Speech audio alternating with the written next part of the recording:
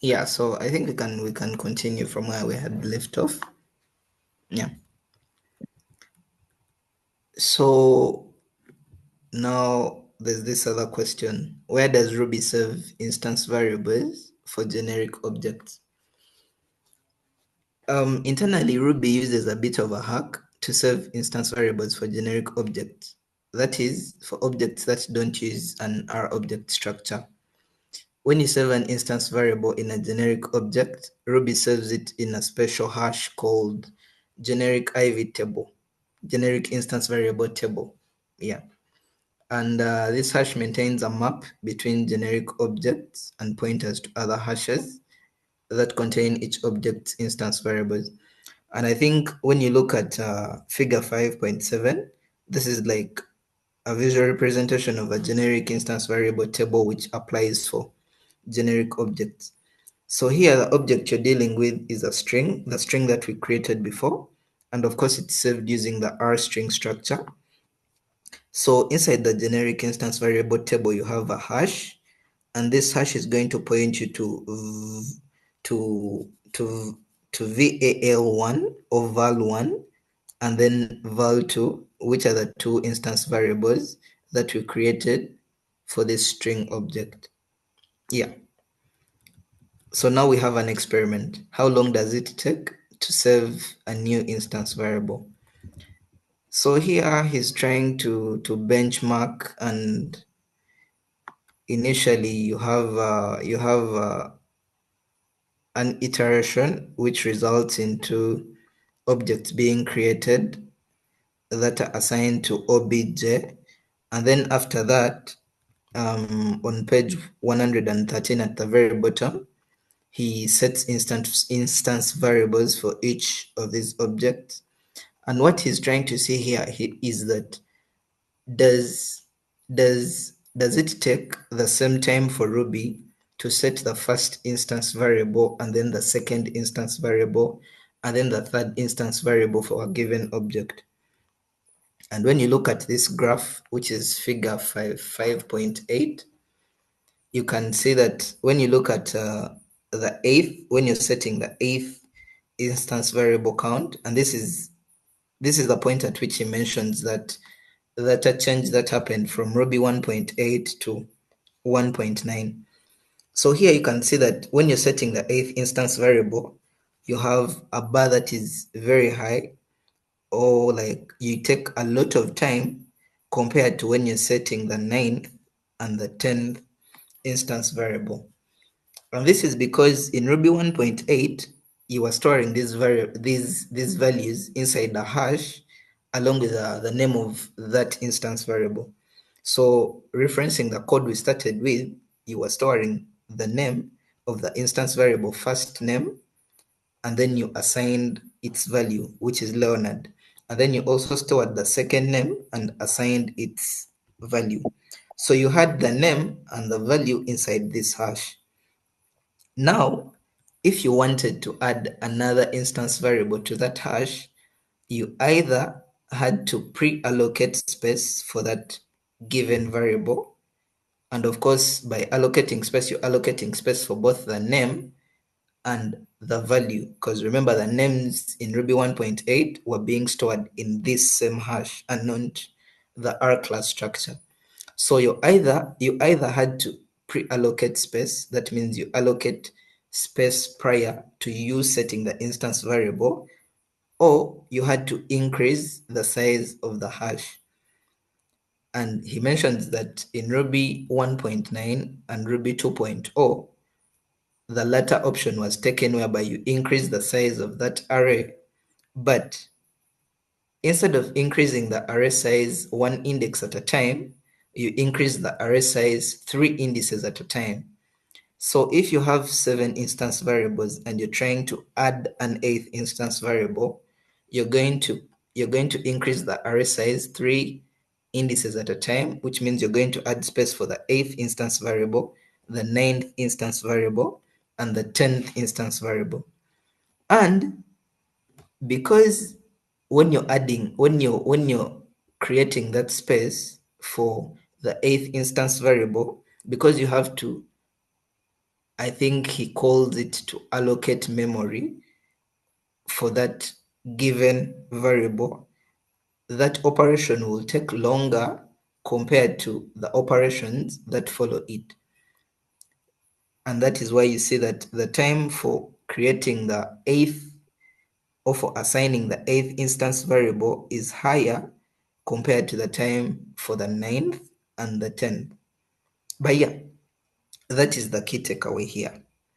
Because you have to allocate memory when you're adding the eighth instance variable, that you'll take a lot of time compared to the time for the ninth and 10th instance variables, which already find the space already present for them, and they're just stored by Ruby.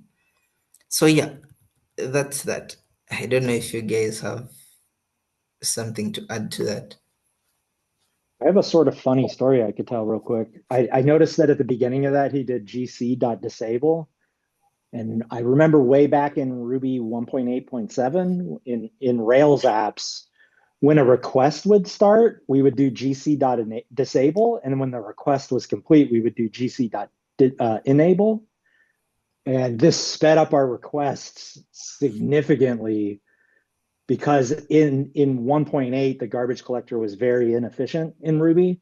But it put us at risk of running out of memory when serving the request. So it was a trade-off. So you needed more RAM to do it, but it made the request a lot faster. But I think 1.9 had a better garbage collector, and then you no longer had to do that anymore. But when I saw that line of code, gc.disable, it reminded me of that, and it's just kind of funny to think about. Yeah, I have a question. Why does he disable the garbage collector? Actually, let me Yeah. start with this question. What is a garbage collector in this context? So the garbage collector, so you know how he's allocating like 10, like can you scroll up to his program? Are you able to scroll up like a couple pages to where To he the shows his graph? program? No, to the actual code that he's Oh, benchmarking. Yeah, right yeah, there, right there. this is So a card. yeah, so let's see, see how he's doing like instance variable set object. Where is he creating the thing? Oh, he's doing it on there. See on line 2, he's creating a bunch of objects.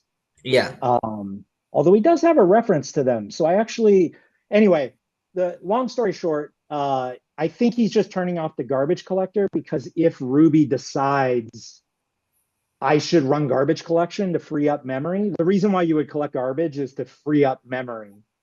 But I think he's just disabling the garbage collector so that if it turns on while he's doing the benchmark, he doesn't get misleading results. Like, so if you scroll back down to the graph, like okay. go ahead and scroll back down to the graph. See how there's those spikes? He wants to guarantee that those spikes are not being caused because Ruby's deciding to run the garbage collector. Oh, Because it takes time to collect garbage. Um, so he's just eliminating that potential explanation for the data.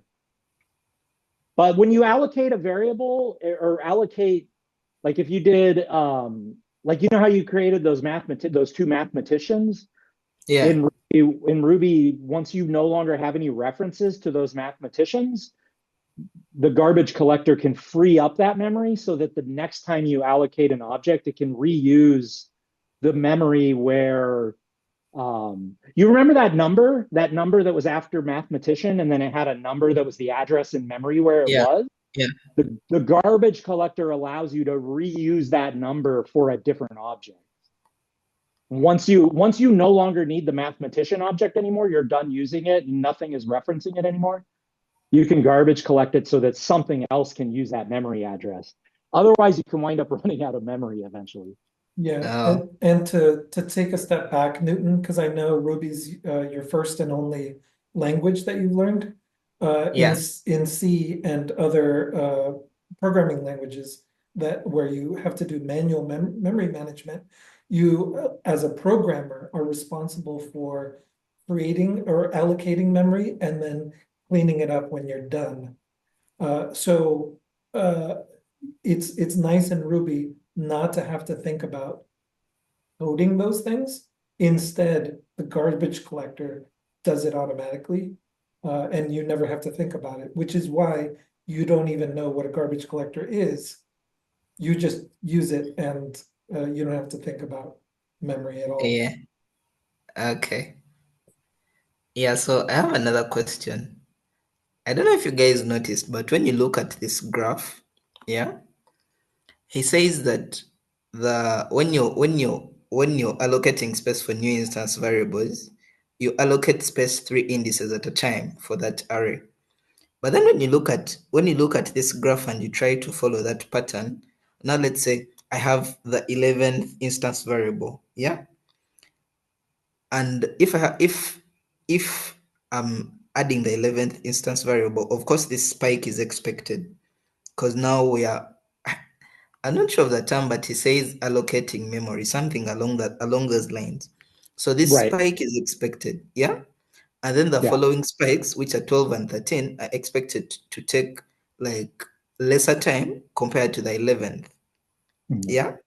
Now Yeah. when you move on to the 14, now this is where the inconsistency comes in. We see that the 14th instance variable is associated with a spike, but then we expect the time that follows to only reduce for the 15th and the 16th, because remember we are allocating space for only 3 instance variables, which is the 14th, the 15th, and the 16th.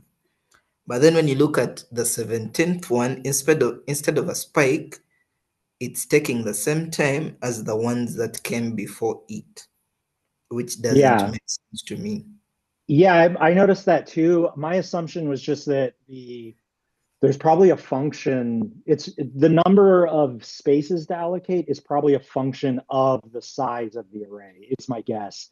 Because if you look at 4, 6, and 8, it looks like it goes from 2 to 3 to 4. So my guess is that it's a some kind of function the size of the array goes into, and out comes the number of spaces to allocate. I don't know for certain that that's what's happening, but that was my assumption that it's not 3 every single time. It's more like a function based on the size, and that for the sizes somewhere around 8 to 14, the number to allocate is 3, but then it increases to 4 is my guess. Okay, so the size is not constant. It's not like a Yeah, specific number. that's what I think. I mean, that would explain the data you're looking at. It would be a normal thing to do because the logic would be this. It'd be like, wow, this programmer is allocating a lot of instance variables, and he the programmer does not seem to be stopping allocating instance variables. I better make more and more space.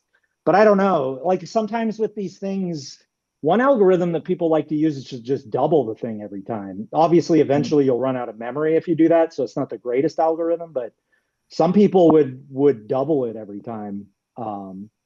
So this might be logarithmic or something. I don't know. Yeah. Um, yeah, it might actually be logarithmic, but yeah, Mm. that's my guess. And Yeah, then also, I've heard that as okay. well. And I've Mm. also heard of using Fibonacci as the spacing. That's true. Yeah, actually, so I guess we could rule out Fibonacci. Fibonacci is popular, but I guess we could rule it out probably because 4 isn't a Fibonacci number. But yeah, that's true. Yeah, also, I don't know if you noticed, but I expected these spikes to be at the same level. Like each of the spikes, I expected them to be at the same level, but surprisingly, they're not. And Yeah, one thing I surprisingly, don't some spikes are lower than the others.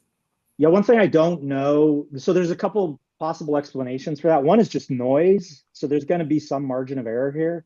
The other could simply be that it could be that until you get to around 8, you might be leveraging the CPU cache a little bit better.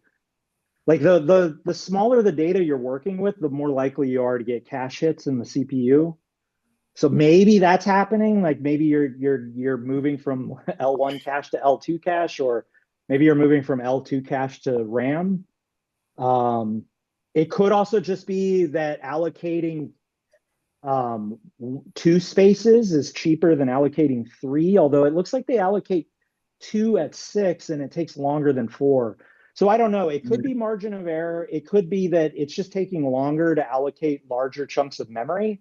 Um, you're also moving, you're like allocating more and more memory. So you could be moving out of memory that's cached. But I really don't know. If I had to guess, it would just simply be that you're allocating more memory and there's probably something cache related and it's causing it to just take a little bit longer. But I really don't know. I don't know Yeah, the actual explanation. yeah, and surprisingly, the bars that follow the spikes, they're at roughly the same level. So that's also something to note. What could be you're out of the cache now and you have Yeah, it could be you have no like once unless and remember he has the garbage collector turned off. yeah, So because he has the garbage collector turned off, you're going to be you can't reuse memory. So you're gonna if once you're out of the cache, you're unlikely to be able to get back into it without some garbage collection for this kind of for these kind of allocations, probably. mm, I mean, I am to be clear, I'm speculating a little bit, but that's my assumption of what is happening there, if I had to guess. yeah. So yeah, I think we'll move on to the R class structure. I don't know if Nelson have something to add when it comes to that. No, I agree with Miles. I mean, it's the most likely thing is that, you're finding the memory that you need. Because remember when it allocates, it does a copy of all the things in the memory. So because it probably has all those things in your caches, L1, L2, L3 cache, maybe it all fits there and then you're able to cache it. And maybe at some point it's too much it overflows the cache and it has to go to memory, and memory is a lot slower. The other possibility is that you're running into some other sort of algorithmic slowdown in how you're calculating, the amount of memory that's needed, or you're sending out a message to Malik or Alec, and it's taking the operating system is taking longer to find empty contiguous spaces for you to use. So it's hard to say. But it's you know it, it's not outside of the realm of possibility. Like, yeah, I expect it to take a little bit longer as it exhausts resources. Yeah, okay. Yeah, actually thinking about the memory, that's a good point. Thinking about the garbage collector again with regards to what Nelson said about copying a memory. Think about when you go from like 6 to 8. When you go from 6 to 8, because the garbage collector is off, you never get that array of 6 back. And then you go to 8, and then you abandon that to go to 11. But if you garbage collected the 6 plus the 8, that would give you 14, and you could reuse memory. But because the garbage collector is off, that will not happen. I mean, it might not happen anyway, because Ruby has to decide whether or not to run the garbage collector, which is its own complicated algorithm, I think. But yeah, I think I forgot about the copying thing. So every time you're doing this, you're copying the old array to a new place in memory. I hadn't thought about that. Yeah. The other thing is that, like, the more memory you use, like, the memory starts off being used at the beginning, right? And Yeah, then as it's used, you're using more and more of that memory. And so the allocator has to look further and further and further into memory to find a free slot. Yeah, so it could be like how Nelson mentioned an algorithmic thing. It could be the allocator's algorithm just takes more time as well, is possible.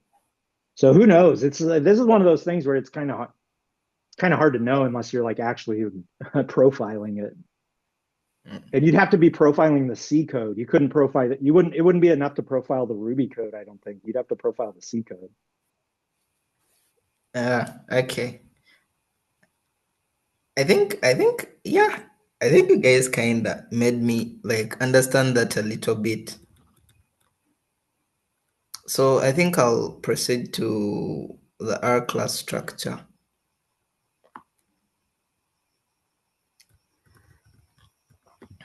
Yeah. So previously we've been looking at the R object structure, which is the way Ruby stores values for custom objects, and then we've also looked at structures that are used for generic objects. And for both these structures, we've seen that they have a class pointer, which points you to that specific class, which points to to a specific class of which this object you're dealing with is an instance of. So now we are going to look at what that class is made up of, or what's the structure of a given class. And that will be, I think, the point of discussion for the rest of the chapter. So according to the author, he set up this kind of flow whereby you think of what could possibly make up the R class structure based on the things that you usually store in a class. And of course, he starts with when you create a class, you'll have methods inside that class. In addition to the methods, you'll have things like instance variables. In addition to that, you'll have class variables. You'll have class instance variables. You'll have constants. So that's kind of the mental model that he uses. And he goes through these step by step, adding one more thing to the class, one more thing to the class, and modifying the definition as he goes. So the figures 5.10 and 5.11, they explain the very first thing that goes into a class, which are the methods. So inside here, which is figure 5.11, you have the verbose, or the lengthy way of creating attributes for inside a given class. So you have the first name method and then the last name method, which are which are which are getters, and then you also have the setter methods that correspond to the first name and the last name, which makes a total of 4 methods. So that is the first thing that goes into a class, and this brings us to our very first simplistic form of a definition of a Ruby class, which states that a Ruby class is a group of method definitions.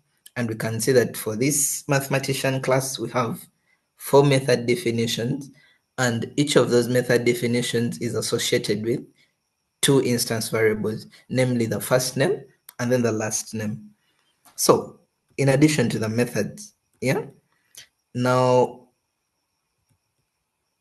figure 5.12, he shows you how these methods are stored, and they're stored inside a method table inside the R class structure. So that is one thing inside the R class structure. Then in addition to that, I talked about the attribute names, or the instance variable names, which is first name and last name. And that is the second thing that is stored in the R class structure. So this leads us to our second iteration of the definition. A Ruby class is a group of method definitions and the table of attribute names. So you have a method table and a table of attribute names. And then, in addition to that, now we move on to something else. And what you see in figure 5.14 is because of the reason that even if you have a class, now let's say like the class mathematician, all classes are instances of the class. And what I'm referencing is class with a capital C. And because of that, you'll expect that this class structure, or the R class structure for the mathematician class, will have a class pointer which points to the class that this mathematician class is an instance of. And that will be, of course, the class. And that is another addition to the R class structure. So we add a class pointer to it as well. And then in addition to that, now we add class level instance variables. And these are going to be different from the instance variables that we added before in ways that we are going to look at very shortly. So Okay, so one remember, thing classes inherit from other classes. You have a Yeah, class inheriting from a superclass. For example, the mathematician class inherits from the person class. Now that is one other thing we are going to consider and modify our ARA class structure based on that insight. So when you look at figure 5.15, you can tell that any class will need to track which specific class is its superclass. So now we'll have to add another pointer to that R class structure, which is the super pointer.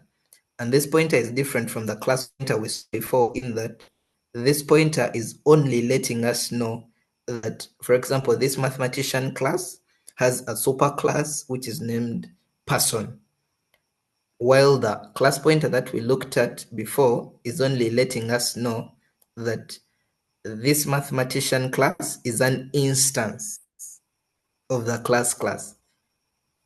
Mhm. Yeah, and that is the major distinction here. One shows that this is an instance of this, while the super class pointer shows that this has a superclass that is named this. Yeah, yeah. I and think I think yes, one thing that I thought was kind of important in what the author's trying to communicate here is that that class pointer and the class level instance variables, those two are there so that the class can fulfill its role of also being an object. Whereas the superclass pointer is something it needs to fulfill its role of being a class. So the important thing that the author is trying to point out here is that classes are objects. Because they're objects, like all objects, they have to have a yeah, class pointer. And then yeah, so back to his like definition of object, an object has a class pointer and instance variable values. yeah, So that's why we have the class pointer and the class level instance variable values. So I just pointing that out because that was like an important reason why those two have to be there. yeah. And then now we'll move on to the distinction between class instance variables and class variables. So in listing 5.12, the author shows you an example of a class level instance variable. And when you look at this kind of variable and you're trying to compare it with a class variable, you can see that one of them has only one at symbol, while the other has two at symbols when you're defining it. That is like the surface level distinction between the two. Yeah. But when you look at listing 5.12 or the code that is in listing 5.12, at line 1, you can see that you create a class level instance variable that's called type, and you assign it to Geno. So here you're just specifying what kind of mathematician this is. And in this case, this is a Geno mathematician. So you can access this class level instance variable by calling type on the class itself. And I think you can see that because here we specified a class method that is called type, which returns the type of mathematician we are dealing with. When you compare the code in listing 5.12 and the code in listing 5.13, you can see that here we are still specifying what kind of mathematician we have. But instead of using a class level instance variable, we use a class variable. And this leads you to what the author highlights as a difference. When you create a class variable, Ruby creates a single value for you to use in that class and in any subclasses you might define. On the other hand, using a class instance variable causes Ruby to create a separate value for each class or subclass.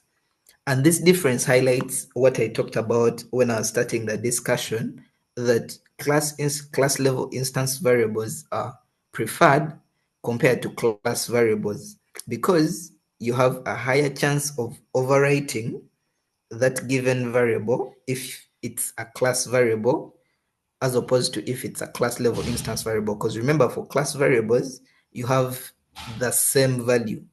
So you can very easily override it, and you end up losing out on your data. Yeah, And this I is, I was gonna yes, say I got burned by that, and I never use class variables. I never use class variables in Ruby anymore because I got burned by that exact problem.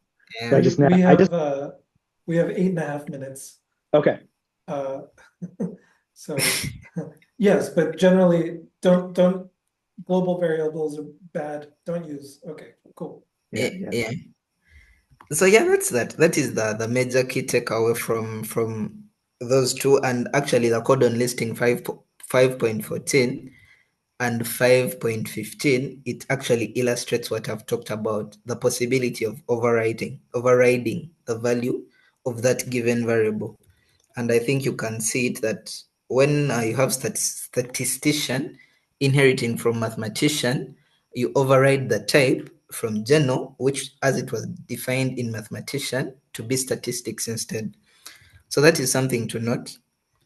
And moving on to still another difference between these two is that when Ruby is saving a class level instance variable, it won't consult any super classes, as opposed to if it's doing the saving for class variables, it will have to consult the super classes as well as probably the classes that inherit from any other given class. So yeah, that is what figure 5.18 shows. And we'll move on to constants because it's another thing that are stored inside the class. And so we'll have it as part of the structure of the R class. We have a constant table. And then adding everything we've looked at, now we see the actual structure of the R class. It has R basic, and R basic structure, just like all the other structures we've looked at. It has a class pointer. We've talked about that, a method table, instance level attribute names table, and then a pointer that points to this RB class sext structure, which now has the superclass pointer, the class level instance variable table, the constant table, and so on and so forth. And then you still have a value pointer, which points to where that specific class object is stored in memory. So The yeah, one thing I found a little weird there is just that I know obviously modules also have constants. So I was kind of surprised to see the constants table pointer in class, but maybe however module is implemented, I guess it also has a constants pointer. But I guess I was expecting some kind of a pointer to a module structure of some sort, but I guess not. Well, yeah, otherwise you'd have to duplicate the constants in every R object, and that would eat up more memory. Well, I just meant because all classes are modules, but not all modules are classes. I was just expecting some separate structure that the class would point to that did whatever the heck the class needs to do for its role as a module. I guess that's like the one thing that I guess is missing here, and maybe we're going to learn about it, but classes are also modules. That doesn't seem to be covered here. You know what I mean? yeah. So I don't know. That's confusing to me. Uh, I didn't know that. Oh yeah, all classes are class. I think is a subclass of module or an instance of I can't remember how it works, but classes are modules. Yeah, Because it's a different keyword, so I was expecting them to it's a different be, keyword. yeah, a different Yeah, implementation.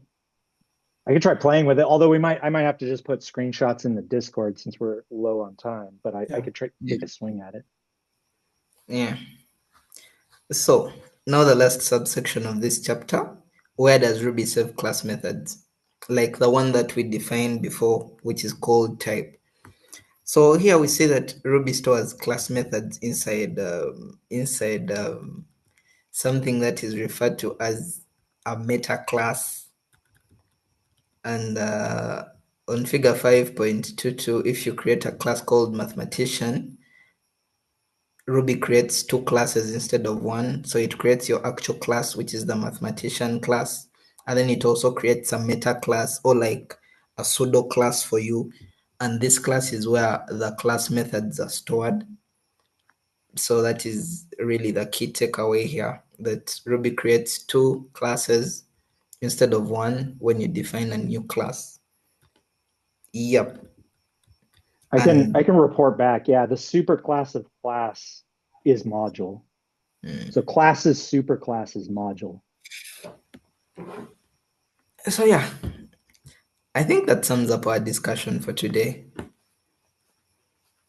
One thing about the I was actually surprised that the singleton class, which he was called like a meta class, I was surprised that the singleton class was created preemptively because I always assumed it was created as needed, but it sounds like at least in this version of Ruby, it gets created immediately, even if you're not going to make direct use of it. So that was kind of interesting to me. I took a note of it. Yeah, maybe me something I kind of had questions about was the structure of a module. How do we store a module? Because he doesn't talk about it here in any way. He only talks about classes and generic objects and maybe the other classes you create which are custom, but he doesn't talk about how a module is stored by Ruby. So maybe that Yeah, is something I would have hoped to yeah, see. that's the part I was also confused by. That's the one piece that seemed to be missing, but maybe he comes to it somewhere else in the book because we're only like a third through it. So Yeah, maybe another question is that we've seen that when we are referring to the class pointer, we use a K instead of a C. But then I've seen code that uses a K, and I thought that was like a convention. yeah, So I didn't expect that code to use a K. I expected it to use a C, but they use K and a lot throughout code. yeah, So it's that because is yeah, mm, in Ruby, class is a reserved word, and yeah. I think it's also a reserved word in C, even though I don't think they use it. So, and I can't remember if they have different terms for a reserved word that's actually used or not used, but I think you're syntactically not allowed to use the word class for an identifier in C. I could be wrong about that, but I think it's a reserved word in C, even though it's not used. Yeah, when I asked ChatGPT, it gave me the same explanation, like it's a reserved keyword. Okay. But Yeah, then that makes sense. what I don't understand is that if class with a C creates a new class, what does class with a K do if you've used it in code? Well, class with a C is like syntactic sugar or whatever. Like it does special stuff, whereas class with a K is the same as like ASDF or foo, bar, baz. It's just like a regular identifier. Okay. So Yeah. yeah, I think that's it. Nelson, if we have like 30 something seconds. Okay, yeah, I'm on the hook for next meeting, I guess. So I'll Yeah. be presenting. Yeah, you'll be presenting. Okay, yeah. Okay. You guys have a fun week. We'll be Okay. meeting Cool. next Tuesday. Okay. Yeah. And You guys Miles, too. I'm going to get back